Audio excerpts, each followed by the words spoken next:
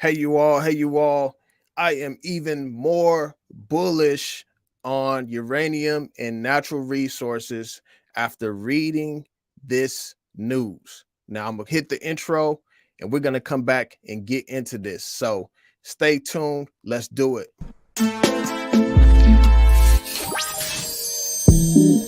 Think. Act. And prosper. You are now tuned into the Money Level Show. Hello, everyone. Welcome to the Money Level Show. If this is your first time, I am your host, Daryl Thomas, and we think, act, and prosper. This channel focuses on changing financial trajectories and building legacies.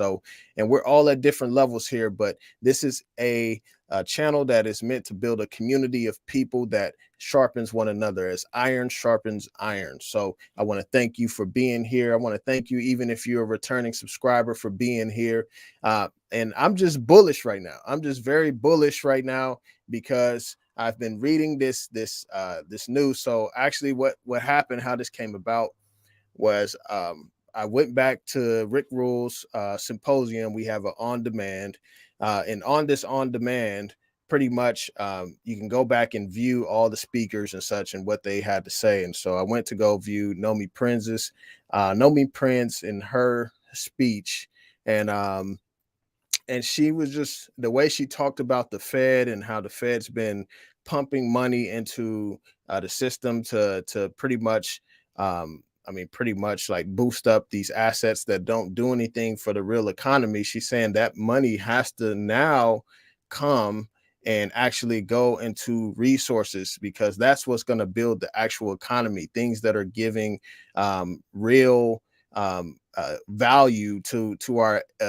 economic progress. And so that involves natural resources, energy, and things of that nature. And so I'm actually gonna post that link in the description below or in the chat, because I think that you all can actually go still you can still purchase the on demand and be able to view it until, I think you can view it until December or something like that. So if you want to go view that, you definitely can. So I'm just finding the link right now so that you all can actually go there and check that out. But so Nomi Prince, like, she actually mentioned like a few bills that have been passed in the United States, which I wasn't really aware of these bills, and Justin may have touched on them, a little bit in our interview yesterday. But after reading them, they make me very more bullish. And so we're going to get into the nitty gritty of what is the government actually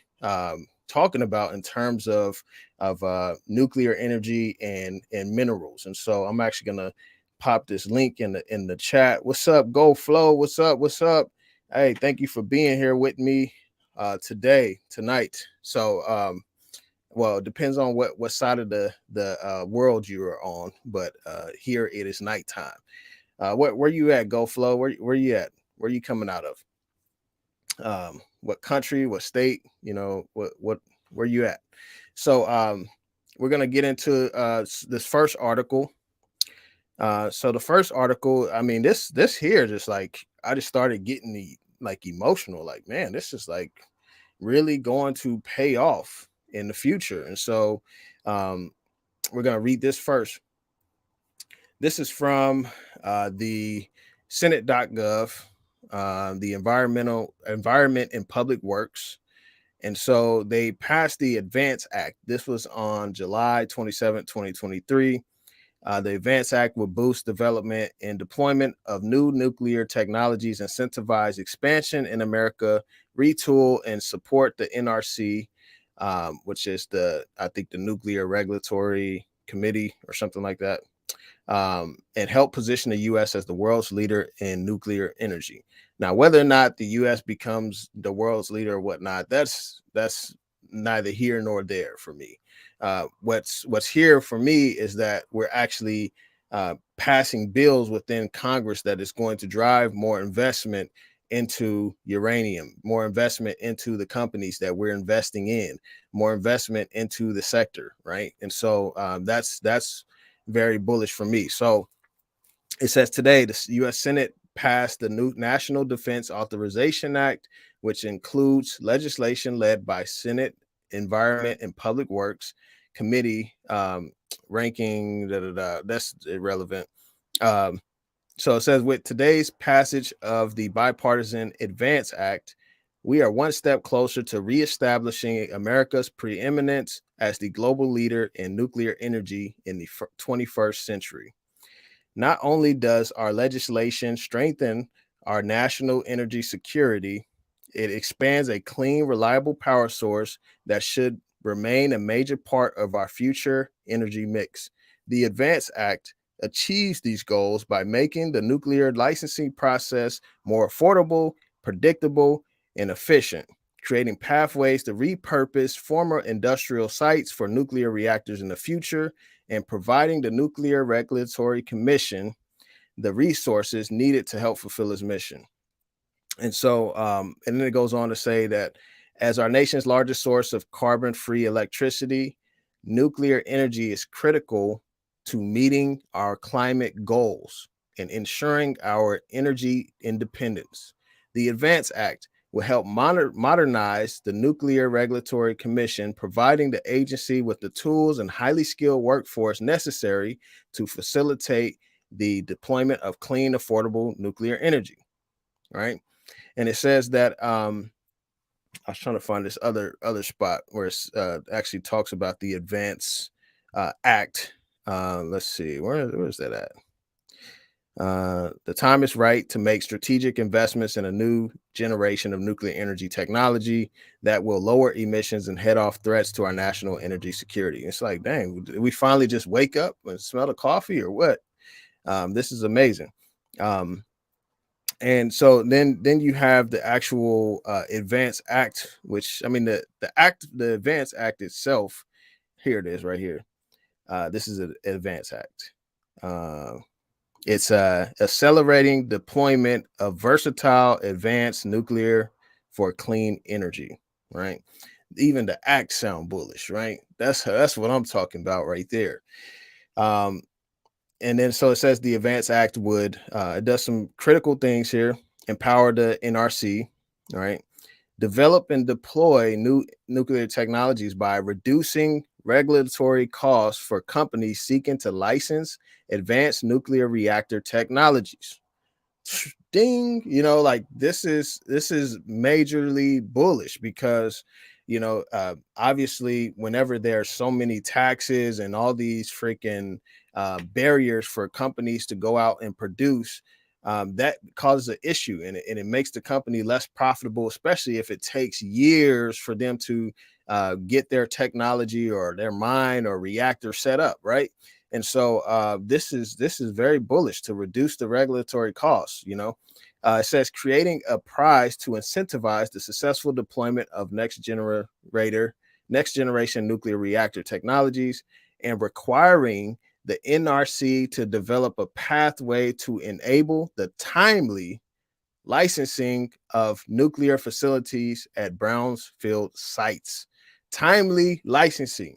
So not like applying for a license and then you got to wait 20 years to get it approved. They need to do it timely, right? This is very bullish. It says modernizing outdated rules that restrict international investment, extending long established indemnification policy necessary to enable the continued operation of today's reactors and give certainty for capital investments in building new reactors. Giving certainty for capital investments, right? This is like beyond bullish for me. I mean, this has got me excited. And so they have some other things, obviously, cleanup programs. It says, I see the bill identifies modern manufacturing techniques to build nuclear reactors better, faster, cheaper, and smarter. Um, and directing the NRC to establish an initiative to enhance preparedness to qualify and license advanced nuclear fuels. Right now, does this sound bullish to you all or what? Does this sound bullish to you all or what? What's up, Go Flow? So you in New York? Hey, I feel it. I feel it. The home of hip hop. Hey, what's up, JT? Shout out to JT in the chat. So yeah, so this is very, very bullish, you all. And I'm not even done yet. Like, we're gonna get into the next article, right? This is like sites from the government, right? This is the government. They passed the bill, the Advance Act, which is the accelerating deployment of versatile advanced nuclear for clean energy. Man, you can't tell me this ain't bullish. Now let's get to this next one, right? This is bullish too. It's old news, but it's bullish too, right? So this is when the Biden-Harris administration awards 2.8 billion to supercharge U.S. manufacturing of batteries for electric vehicles and electric grid. This was on October 19th of 2022. So let's tap into this and see what bullishness is in this, right? The Biden-Harris administration, through the Department of Energy, today announced the first set of projects funded by the president's There's so much jargon in here, y'all. My bad. Manufacturing to expand domestic manufacturing of batteries for electric vehicles and the electrical grid, and for materials and components currently imported from other countries. So they're saying, like, hey, we need to expand manufacturing of materials and components that are being sent from other places. Like, we need to get our own, right? So they have 20 companies, which we're gonna even, there's 20 companies. I have a map of them. They will receive a combined 2.8 billion to build and expand commercial scale facilities in 12 states, and to extract and process lithium, graphite, and other battery metals, manufacture components, and demonstrate new approaches, including manufacturing components from recycled materials. The federal investment will be matched by recipients to leverage a total of more than $9 billion to boost American production of clean energy technology, creating good paying jobs, and So some of the other metals that they're going to use is actually, I think it says it in here, responsible for sustainable domestic sourcing of the critical minerals used to make lithium ion batteries, such as lithium, cobalt, nickel, and graphite. Right. I think I've talked about Sprott's new ETF of nickel miners. Right. Like, that's an example. And that's an example of somewhere where you could be, to be ahead of the game, right? So this is bullish to me. Did this sound bullish to y'all or what? Let me get some comments. Does this sound like good news to y'all? Did y'all know this already?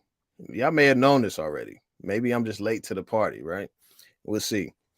So bipartisan infrastructure. So this is like the 20 businesses that they actually gave the license, not the licenses, but they gave the money to.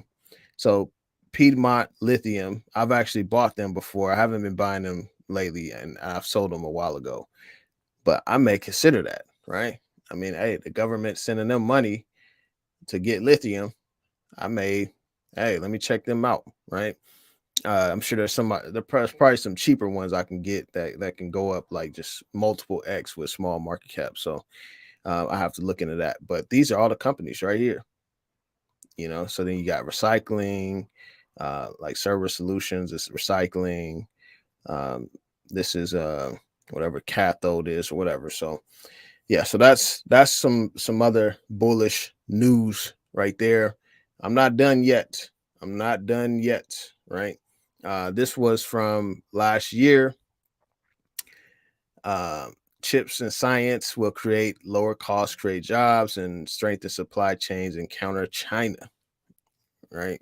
So this is they put out, I forgot, it was like 280 billion or something like that, to pretty much build domestic manufacturing for these for the chips, for the microchips. And so they want to strengthen American manufacturing, supply chains, and national security, and invest in research and development, and all this stuff, right? So I bring this up because this takes energy, right? If you're going to build all these manufacturing sites, that takes a lot of energy, right? To be able to do that. So this all benefits um, materials that go into the chips, as well as the energy that is used to run these factories. I mean, because they're talking about bringing a lot more production and manufacturing back here. So that's bullish, right? This is the last article we're going to go through. Biden administration launches 2.5 billion fund to modernize and expand capacity of America's power grid. This was last year. The Department of Energy today issued a request information seeking public input on the structure of the 2.5 billion transmission facilitation program. So the launch of this new program's largest infrastructure law investment in solely transmission is one of the first down payments of over 20 billion of investments under Department of Energy's new Building a Better Grid initiative. We do need updated grids, right? And when you look at it, expanding and modernizing the electric grid, modernizing, that's very important, will create good paying jobs to deliver clean, affordable, reliable energy to everyone, everywhere, anytime. A reliable, resilient electric grid is critical for withstanding climate change impacts and to achieving President Biden's goal of national grid run on 100% clean electricity by 2035. I don't think we're going to be 100% clean electricity by 2035. Uh, However, this is still bullish for uranium and many other sources of energy, and they obviously get that uranium is the answer. Nuclear energy is the answer.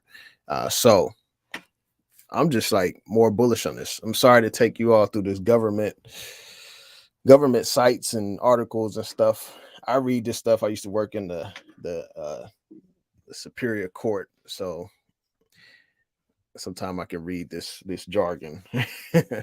But yeah, I appreciate y'all for tuning in. But how y'all feeling? Are y'all feeling bullish or what? What's going on? Who's still here? I think I bored a few of y'all. Did y'all get bored? Appreciate the super chat, JT. Always a blessing. So there's a lot of developments in nuclear and these other resources that are coming down the pipeline, and we have to be in position early. Right now, we're early. They are very cheap. They are underloved. I mean, we just looked at Warren Buffett wanting to buy more oil, and we looked at the S&P 500 and how they added energy to the S&P 500 when we were in an energy bull market in 2008. They took energy out in 2012 when we started to crash, and we haven't seen the S&P even add energy back to its um, pie yet, pie of companies, and so we're still early. You know, to my opinion, we're still early, but I think that we are on the brink of a energy revolution. So that's my opinion, y'all. And if you haven't yet, be sure to go check out the link in the description. This is for the New Orleans Investment Conference. I'm going to go ahead and play the ad for that. If you sign up through my link, it definitely helps the channel. You can be there in person where I will be at. You're going to be able to meet and greet with a lot of the well-known people in the space. I mean, I just talked with text with Scott Melby from Uranium Energy Corp. He's going to be there. Lynn Alden's going to be there. George Gammon, Jim Rickards. I mean, like, and some of these people, like, they're so famous, like, you know, they may come speak and then they dip out because they got other stuff to do. But some people actually stick around, and you can ask questions, you can talk to, shake hands, get to know.